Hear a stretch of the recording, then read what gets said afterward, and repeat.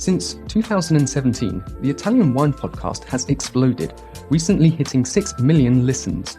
Support us by buying a copy of Italian Wine Unplugged 2.0 or making a small donation. In return, we'll give you the chance to nominate a guest and even win lunch with Stevie Kim and Professor Attilio Scienza.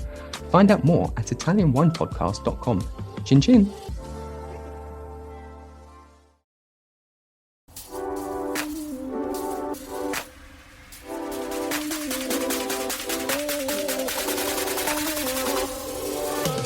Welcome to another episode of On the Road Edition, hosted by Stevie Kim.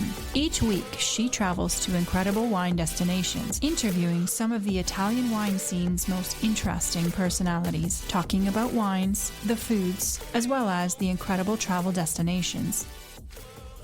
Hello, everybody. My name's Stevie Kim, and welcome to the Italian Wine Podcast. This is not a on-the-road edition. It's actually in Verona. We have a few more days before closing the office, so I thought, why not ask some, Veronese wine people, because I'm always on the road and I never get to see them. So I thought this week I'll dedicate to a few of the producers from Verona. And today with us, I have the pleasure of having Ettore Nicoletto. Ciao, Ettore. Ciao, thanks for hosting me. I haven't seen you in a long time, right? True. Yeah. How are you doing?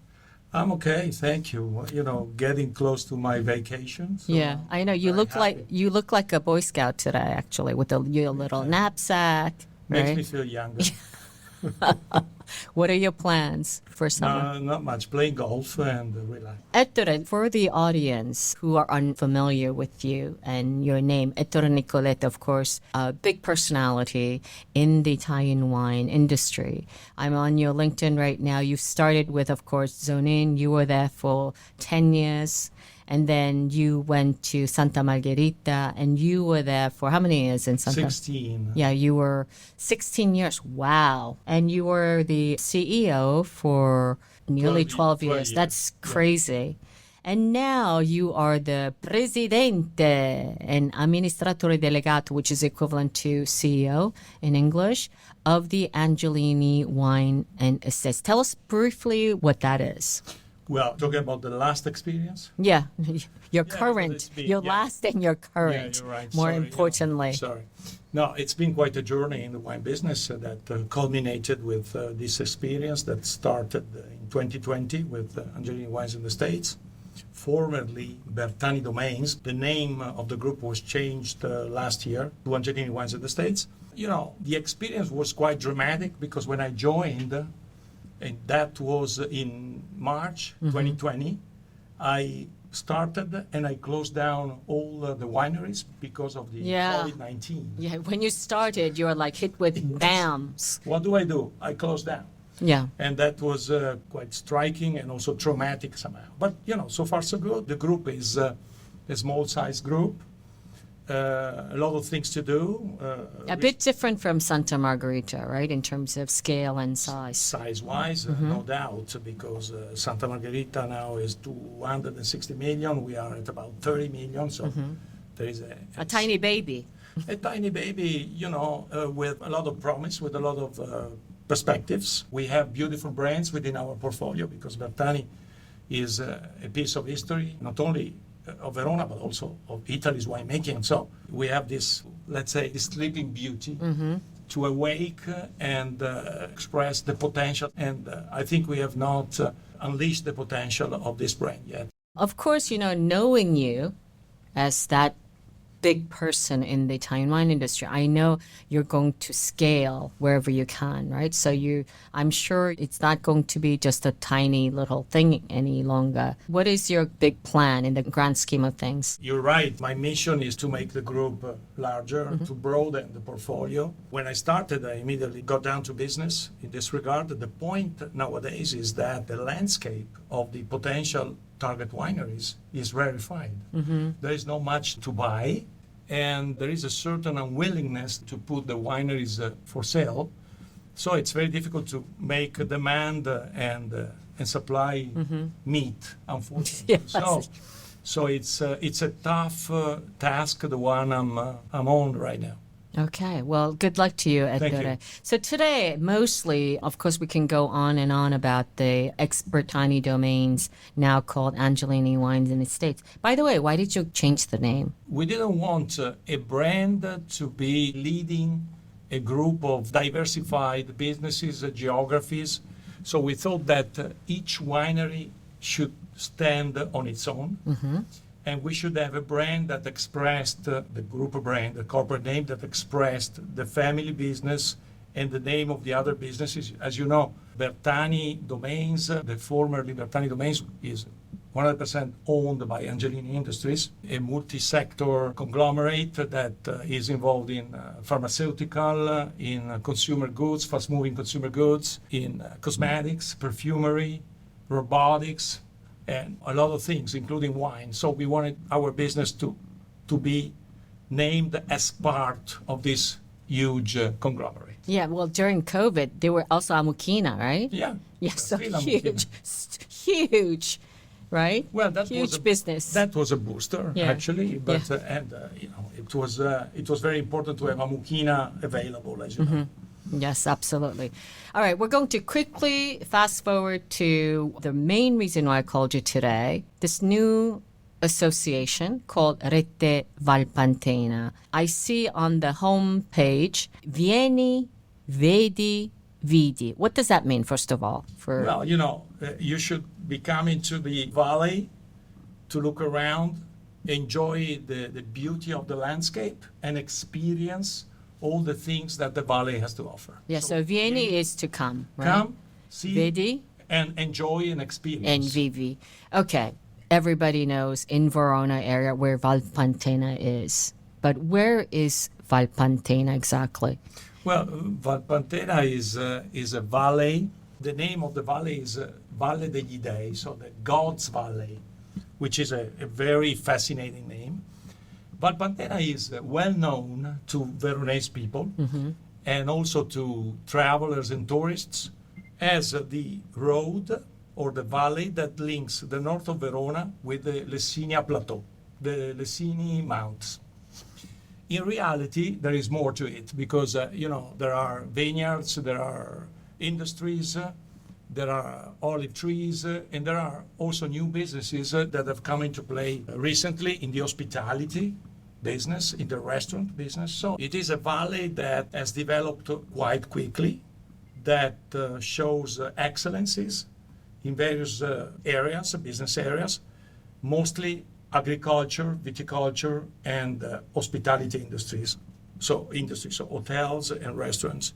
And our idea, the idea with the other founders, was to join forces, promote and enhance this territory that is a little bit off the beaten track.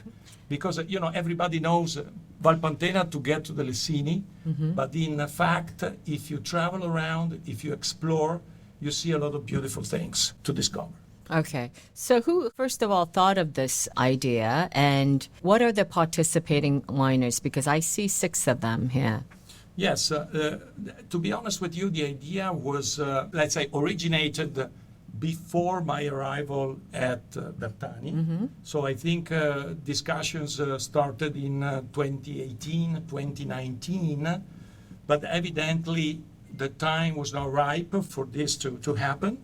In 2020, maybe we had more time available because of COVID. So we had the opportunity with some other, let's say, visionary entrepreneurs of the area to discuss this project. And very quickly, we arrived at the conclusion that joining forces would have been quite a good thing to promote the territory. So we're talking about Bertani, the winemaking, the producer, 3 other producers of the area. So Ripa della Volta, that is owned by 3 entrepreneurs. Costa Rente, which is in the, let's say, in the realm of Genagricola, so the big insurance company Generali. La Collina dei Ciliegi in Cadelmoro, so the producer up in Erbin, the hill that towers over Grezzana, and Pernigo with the extra virgin olive oil and other, organic medicines, and honey and other products, and other produce. So in terms of producers, wine producer, there are 4 of you. Yes. Okay. But there is also a producer who also has developed hospitality, Ca del Moro, which is a resort, actually. And we are open to welcoming other, let's say, excellencies from the territory. The point is that we are very strict in terms of criteria to become a member of the network. The first driver is excellence and, say, premiumness or ultra premiumness, a top positioning, and also, a strong feeling for the identity of the territory. Okay, so the criteria is Premiumness. yeah, in this area specifically, Valpantena. Wine to Wine Business Forum. Everything you need to get ahead in the world of wine. Supersize your business network. Share business ideas with the biggest voices in the industry. Join us in Verona on November 13 to 14, 2023. Tickets available now at winetowine.net. But how many wineries are there in Valpantena? Well, Do you know? I think we're talking about Quite a few, right? a dozen wineries of different sizes. Wine to Wine Business Forum. Everything you need to get ahead in the world of wine. Supersize your business network. Share business ideas with the biggest voices in the industry. Join us in Verona on November 13 to 14, 2023. Tickets available now at winetowine.net. But how many wineries are there in Valpantena? Say the largest of which is Bertani, that has been there for forever, let's say, for centuries. And So yeah, Bertani is the historic winery, Yes. right, in the area. Yes, yes. But the territory, or say the area, is vocated for the vine growing. So, there are interesting undertaking in the viticultural sector. Cortarenta is relatively new, Ripa della Volta as well. Even Collina di Ciliegi is a new... Yeah, is a fairly new, yeah. So the territory is attracting investors, entrepreneurs who see the potential of the valley in terms of viticulture and winemaking. There are also other producers at the entrance of the valley who may become members. So we are working on broadening the portfolio with new entries, but it's a very difficult exercise because we want to be strict, or let's say stringent, on meeting the criteria. This is fine if I can say it's a pandemic baby, right? It's a COVID baby in a way. As many. Yeah. Yeah, but what have you done so far? Like, what is the mission of this new association, Rete Valpantena, and what are your plans? Let me put it this way. We have started to, first of all, make known the existence of the network. We started last year with press events dedicated to magazines that cover travels, cuisine, and wine, obviously, to make everybody, or let's say the press, know that we exist. And we have plans to promote the territory. We also set up events for the community, because the community has to know that there is a group of entrepreneurs who are willing to enhance the territory, Also invest. open the territory and invest serious money in the territory, to open the territory to the valley, the public, to the tourism that is not particularly developed in the area. So our mission is to make Valpantena known and to promote a territory that has a lot of potential. One of the things that we've done is to create a small, the one that you're seeing on the screen, portal that will be developed with the addition of itineraries, of offerings for the traveler who want to explore a new area in the Veronese province, to do different things, to see an unspoiled territory, to see something uncharted somehow. And this is one of our goals. So in a way, you are focusing a little bit more not on the technical side of the wine, if you will, which is kind of the classic wine communication. You're focusing on lifestyle, right? And experiences. We are focusing on experiences, because we believe that with the experience comes all the rest. So you experience the wine offerings, you experience the hotels of the area, the restaurants, the olive oil. One of the things we want to do is to also involve in our network nice producer, and this is an offer that I'm making live, a producer of bakery products, live-in bakery products, that is called Infermentum, which is in the Grezzana area, which is a producer of unbelievable panettoni, pandori, and Oh, really? yeah, first class. So we want to add all of the gems that characterize the Valpantena area. It's a journey across all the nice things that the Valpantena has to offer. So we're not focusing on wine, we're not focusing on olive oil, we are focusing on what Valpantena can offer to the traveler or to a person who wants to explore a new area and make a different experience. Well, how many inhabitants are there in Valpantena? Well, I can tell you that the main commune, that is Grezzana, I think boasts around 15,000 people. So it's a pretty significant area. And a thriving marble industry. There are a lot of things that can be, even if it is not agriculture or hospitality industry, there are other things that can be connected to create a much broader experience to the visitor or to the... Yeah, so this Valpantena network is not circumscribed just to the food or wine elements in terms of membership. You're thinking of broadening it to other industries? The network was born out of, let's say, agricultural products, artisanal products. We didn't think at the beginning to have a broader representation of the territory, but in terms of collaboration, we believe we can collaborate and share the project with other industries that belong to the territory. So the marble industry, for instance, could be the stage for a beautiful event that we may organize. Okay. We want to create a network that develops synergies. Okay. What do you have on your agenda next for the Rete Valpantena? I know one thing you guys planned. You know something that I don't know? Yeah, wine to wine. Yes, okay. Yeah. Well, Yes, there will be absolutely a tasting and communication moment. We believe that it's a wonderful opportunity for networking and to create contacts and develop initiatives.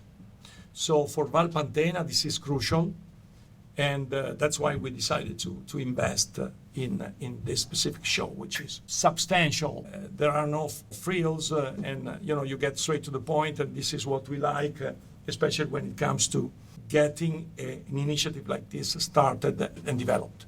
So this is one of the things that we are going to do this year in November. Okay, and the other things that we planned is to participate in exhibitions and have a piece of action at Vinitaly, and also in other exhibitions where we can create some forms of collaboration.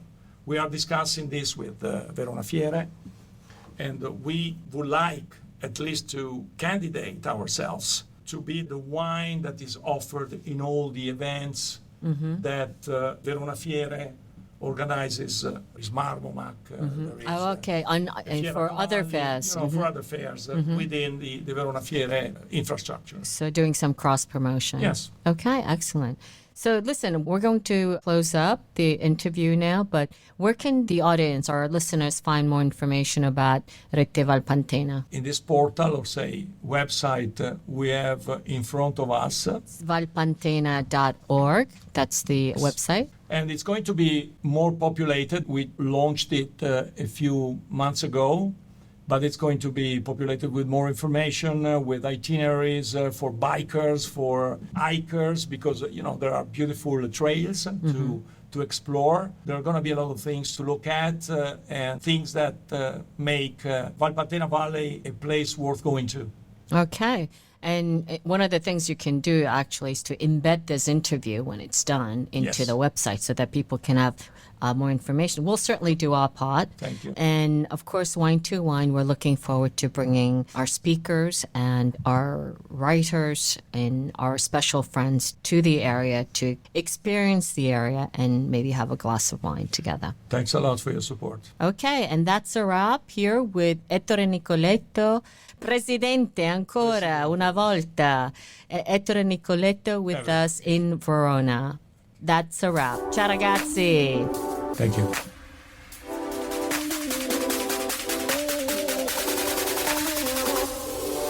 Thank you for joining us on another installment of On the Road Edition, hosted by Stevie Kim. Join her again next week for more interesting content in the Italian wine scene. You can also find us at ItalianWinePodcast.com or wherever you get your pods. You can also check out our YouTube channel, Mama Jumbo Shrimp, to watch these interviews and the footage captured of each location. Chin chin!